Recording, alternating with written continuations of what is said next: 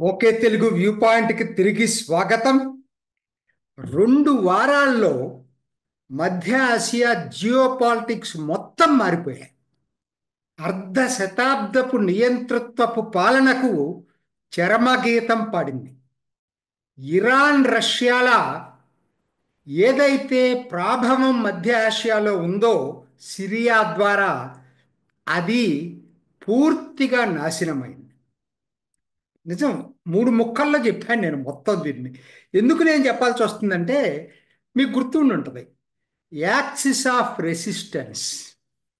Iran ఇజ్రాయెల్ని నాశనం చేయటానికి axis of resistance అని చెప్పి దాని తైనాతీలు లెబనాన్లో హెజ్బుల్లా, సిరియాలో డైరెక్ట్గా ప్రభుత్వమే అసాద్ ప్రభుత్వం, హమాస్ గాజాలో, యెమెన్లో హౌతీలు, వీళ్ళందరినీ కలుపుకొని యాక్సిస్ ఆఫ్ రెసిస్టెన్స్ పేరుతోటి ఇజ్రాయెల్ని నాశనం చేయటానికి కంకణం కట్టుకుంది ఇరాన్.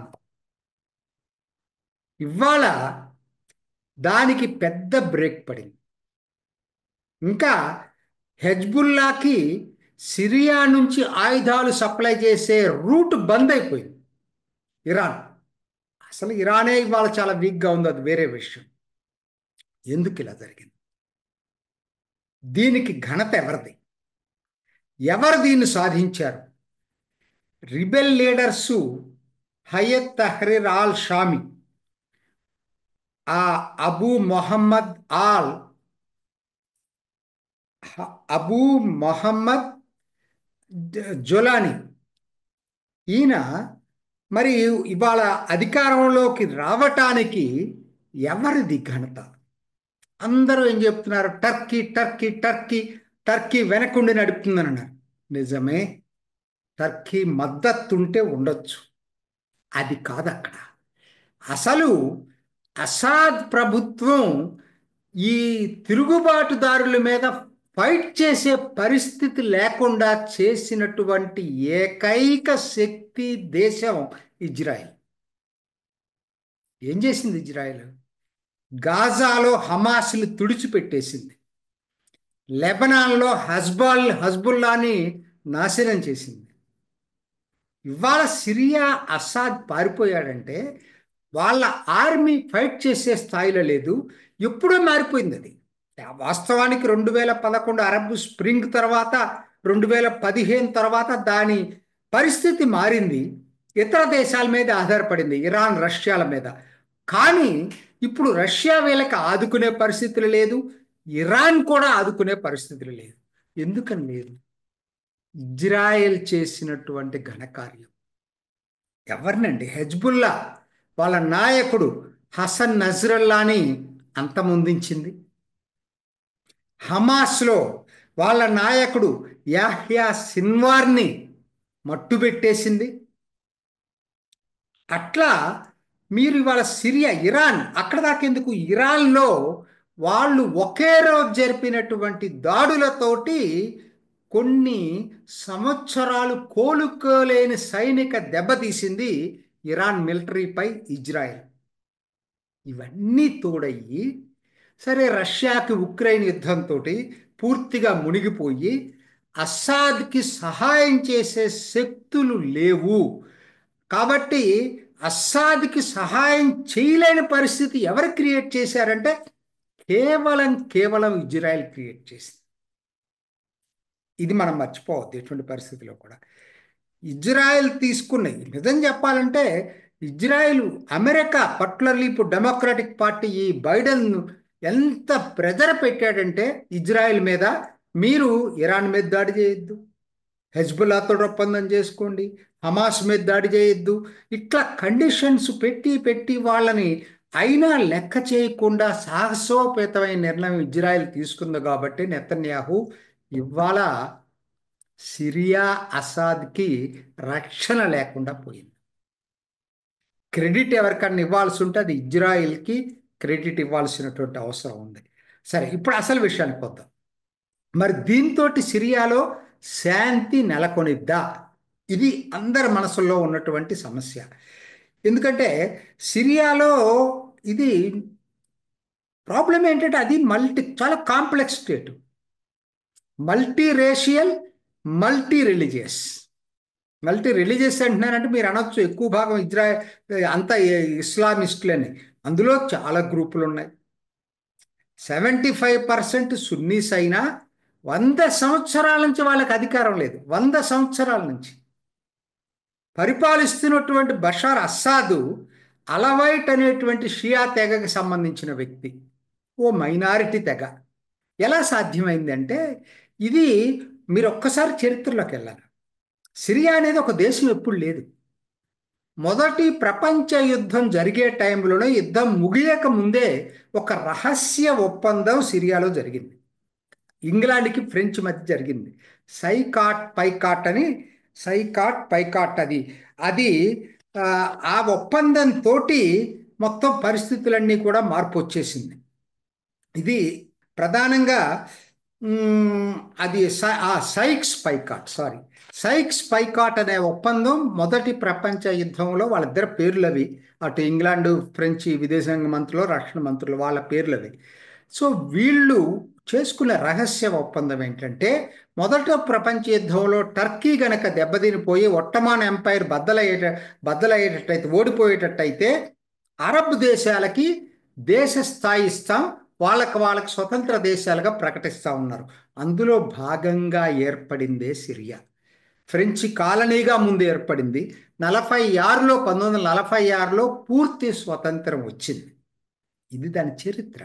కాకపోతే ప్రాబ్లం ఏంటంటే ఈ ఫ్రెంచ్ కాలనీగా ఉన్నప్పటి నుంచి అలవైట్ శాఖ ఏదైతే ఉందో, ఈ మైనారిటీ తెగ మొత్తం వాళ్ళకు ఈ అధికార యంత్రాంగం అంతా వాళ్ళతో నింపేసుకుంది, వాళ్ళ సహాయం తీసుకుంది ఫ్రెంచ్.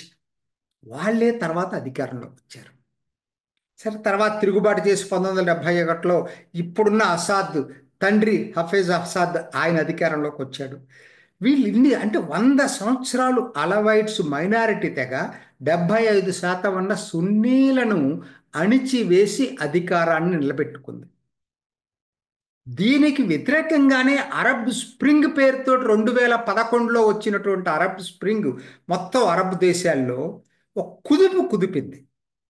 ఇక్కడ కూడా ఆ కుదుపు వచ్చినప్పుడు దాన్ని నిర్దాక్షిణ్యంగా వేల మందిని చంపేసేసి ఈ బషీర్ అస్సాద్ నిజమైన క్రూరమైన పాలన, చివర కెమికల్ వెపన్స్ కూడా వాడాడు.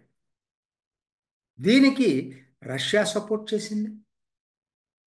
తిరుగుబాటు నిజంగా అస్సాద్కి వ్యతిరేకంగా తిరుగుబాటు వచ్చినప్పుడు ఒబామా కూడా తప్పు చేశాడు దీంట్లో, అందరికి తెలిసిన విషయం అది.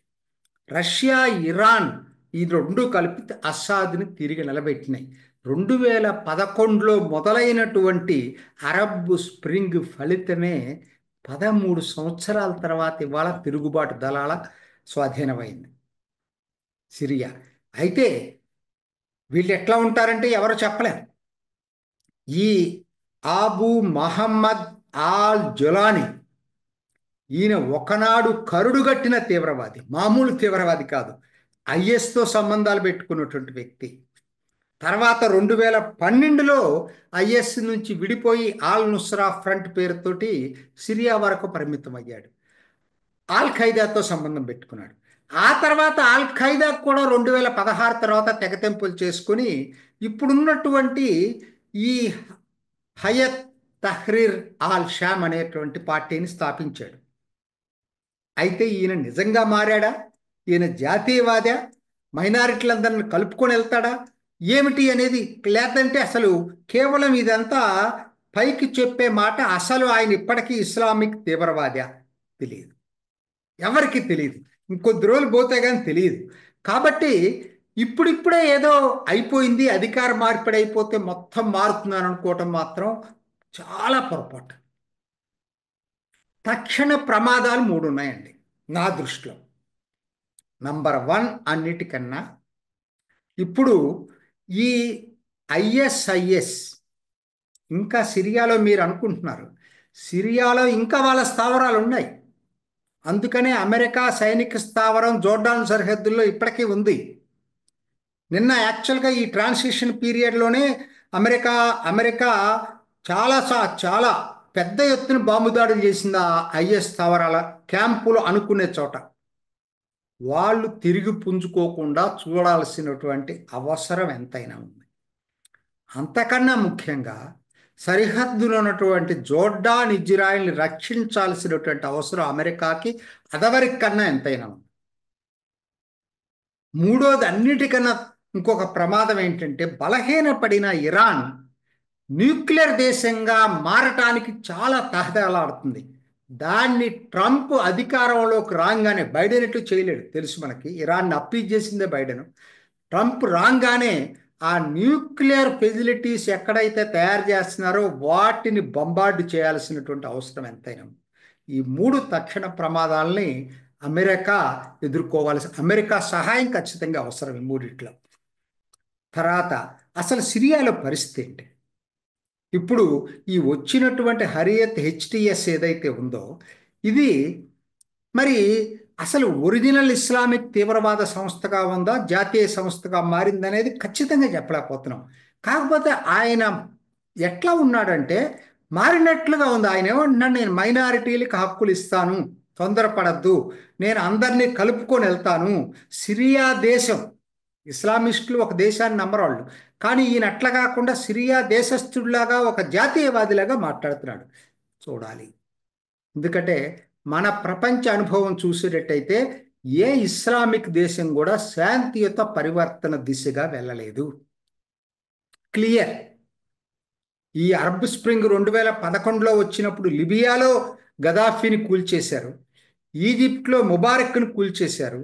ఏమైపోయినాయి అక్కడ? తిరిగి ఈజిప్ట్లో నియంతృత్వమే మిలిటరీ మళ్ళా తిరిగి వచ్చింది. లిబియాలో సివిల్ వార్లో చానాళ్ళు కొట్టుకొని ఇప్పటికి కూడా కోలుకోలేని పరిస్థితి వచ్చింది. కోర్స్ సోమాలియాలో ఏం జరిగిందో అందరికీ తెలుసు. ఇరాక్, అమెరికా యుద్ధం తర్వాత ఇరాక్లో ఎట్లా ఉందో మనం చూస్తున్నాం. ఎక్కడ ట్రాన్సిషన్ పీస్ఫుల్గా లేదండి. టునీషియా ఒక్కటే ప్రజాస్వామ్య వ్యవస్థగా వచ్చిందనుకుంటే 2021 నుంచి అది కూడా వన్ మ్యాన్ రూల్ అయిపోయింది. ఎక్కడ ఇస్లామిక్ దేశాల్లో శాంతియుత పరివర్తన, మన నమూనా ప్రజాస్వామ్యం ఎక్కడ పనిచేయట్లేదండి. మన బంగ్లాదేశ్లోనే చూసాం. సో మరి ఇక్కడ అది శాంతి నెలకొల్పుతారా? ఇతను అందరినీ కలుపుకొని వెళ్ళగలడా? ఎందుకంటే ఇప్పుడు నార్త్ ఈస్ట్ మొత్తం ఆ భూభాగం కుర్దుల స్థితిలో ఉంది, కానీ టర్కీ వాళ్ళని మింగేయాలని చూస్తాము. దక్షిణ భాగంలోకి వచ్చేటప్పటికి డ్రూజు మైనారిటీలు ఉన్నారు, మిగతా తిరుగుబాటుదారులు, వాళ్ళేమీ వీళ్ళు హెచ్టిఎస్ కాదు. అట్లని ఇంకొక మీ అందరికి తెలియని ఆశ్చర్యకర అందరూ టర్కీ దీన్ని సపోర్ట్ చేస్తుందంటారు. టర్కీకి మద్దతు ఇచ్చే ఇంకో తిరుగుబాటు సంస్థ నార్త్లో ఉంది. రష్యా సైనిక స్థావరం ఉంది, ఇప్పటికి కూడా military base, naval base, air base రెండు ఉన్నాయి తూర్పు సరిహద్దు మధ్యధరా సముద్రంలో. అమెరికా సైనిక స్థావరం ఉంది. ఇంత కాంప్లెక్సిటీస్ ఉన్నటువంటి ఈ దీంట్లో మరి ఎలా సిరియా నెట్టుకొస్తుంది అనేది ఈయన యొక్క రాజనీతిజ్ఞత ఏంటో చూడాలి. ఈ జొలానీ రాజనీతిజ్ఞత ఏంటో. రెండోది, అమెరికా కూడా జాగ్రత్తగా గమనించాలి. జొలానీని టెర్రరిస్టుగా ప్రకటించింది అదివరకు. మరి ఇప్పుడు ఆయనతో కొంత అసలు గమనించి సంప్రదింపులు జరపాల్సిన అవసరం ఉంటుంది ఒకవేళ నిజంగా మారుంటే మాత్రం. తర్వాత అరబ్ దేశాలు, సౌదీ అరేబియా, యుఏఈ వీటన్నింటినీ కాన్ఫరెన్స్లో తీసుకొని ఒక ఒక వ్యూహం తీసుకోవాల్సినటువంటి అవసరం ఎంతైనా ఉంది. చివరిగా నేను చెప్పేది ఏంటంటే, ఇప్పుడు ఇది దేని కిందకి మారుతుంది? చాలామంది ఏమనుకుంటున్నారంటే, ఇన్నాళ్ళ నుంచి ఇరాన్ ప్రభావంలో ఉన్నటువంటి సిరియా ఇక నుంచి టర్కీ ప్రభావంలోకి వెళ్తుంది. తుర్కియా, ఇవాళ మా పేరు మార్చుకున్నారు కాబట్టి వాళ్ళు, ఈ తుర్కియా ప్రభావంలోకి వెళ్తుంది. నిజం, తాత్కాలికంగా మాత్రం అది కరెక్ట్. ఎందుకంటే దీని వెనక తుర్కీ సపోర్ట్ చేసింది కాబట్టి తుర్కియా ప్రభావంలోకి వెళ్ళే అవకాశం తాత్కాలికంగా ఉంది.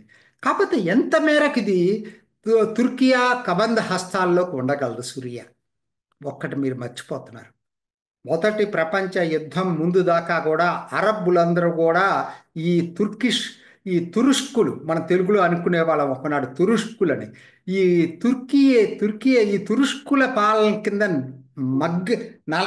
మగ్గిపోయారు. అరబ్ జాతీయవాదం అప్పుడే పుట్టుకొచ్చింది. దానికి పాశ్చాత్య దేశాలు దాన్ని ప్రోత్సహించినాయి. ఇవాళ సిరియా తిరిగి తురుష్కుల ప్రాభవంలోకి వెళ్తుందా అంటే దీర్ఘకాలంలో తురుష్కుల ప్రాభవంలోకి ఉండే అవకాశాలు లేవు నాకు తెలిసి. ఏ అరబ్బు కూడా తురుష్కుల ఆధిపత్యాన్ని ఒప్పుకునే పరిస్థితి ఉండదు. కాబట్టి ఇవాళ శాంతి నెలకొందా అంటే చెప్పలేం. అసలు ఎలా జరుగుతుందో కూడా ఎవరికి తెలియదు. ఇప్పుడు ఈయన అధికారంలోకి చాలా ఇంత క్విక్ ట్రాన్సిషన్లో అధికారంలోకి వస్తే రావచ్చేమో, కానీ ఇతని ఆలోచనలు ఏంటో తెలియదు. మిగతా మైనారిటీ గ్రూపుల ఆలోచనలు ఏంటో తెలియదు. ఎలా పరిణామాలు మారబోతున్నాయో తెలియదు. సో ప్రస్తుతానికి అన్ని క్వశ్చన్ మార్క్స్ తప్పితే ఫుల్ స్టాప్ అయితే లేనే లేదు. ఇది ఈనాటి ఓకే తెలుగు వ్యూ పాయింట్. మరొక ఎపిసోడ్లో మళ్ళీ కలుసుకుందాం. నమస్తే. చూసారు కదండి. మరి ఈ వీడియో కనుక మీకు నచ్చినట్లయితే ఒక లైక్ కొట్టేసి మీ అభిప్రాయాన్ని కూడా కామెంట్ బాక్స్లో తెలియజేస్తూ ఇలాంటి ఇంట్రెస్టింగ్ అప్డేట్స్ కోసం మా ఛానల్ని సబ్స్క్రైబ్ చేసుకోండి.